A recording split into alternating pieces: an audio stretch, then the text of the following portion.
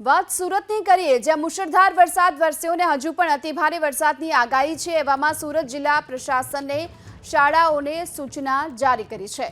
સુરત જિલ્લા શિક્ષણ અધિકારીએ સ્કૂલોમાં રજા મુદ્દે તમામ શાળાઓના આચાર્યોને પરિસ્થિતિ મુજબ નિર્ણય લેવા માટેની સૂચના આપી છે।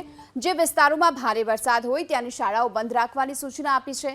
તો જે શાળાઓના વિદ્યાર્થીઓ પાણી ભરાયેલા વિસ્તારોમાંથી આવતા હોય તો તેને પણ રજા આપી દેવાની સૂચના અપાઈ। જો કે એકંદરે આચાર્યોને સ્થિતિ મુજબ નિર્ણય લેવાની સત્તા પણ આપવામાં આવી છે। તો આ તરફ ભરૂચ જિલ્લામાં આજે ભારે વરસાદની આગાહીને પગલે તમામ શાળા કોલેજોમાં રજા જાહેર કરી દેવાઈ છે। ભરૂચ જિલ્લા કલેક્ટર તુષાર સુમેરાએ સોશિયલ મીડિયાના માધ્યમથી આ અંગે જાણકારી આપી। કલેક્ટરે તમામ શાળા કોલેજોને ઓનલાઈન શૈક્ષણિક કાર્ય ચાલુ રાખવાની સૂચના આપી છે। ભરૂચમાં જળબંબાકારની સ્થિતિ જોવા મળી રહી છે અને એવામાં ભરૂચ જિલ્લાની તમામ શાળાઓમાં આજે રજા જાહેર કરી દેવામાં આવી છે। ભરૂચ જિલ્લા કલેક્ટરે આજે સોશિયલ મીડિયાના માધ્યમથી આ અંગે જાણકારી આપી છે।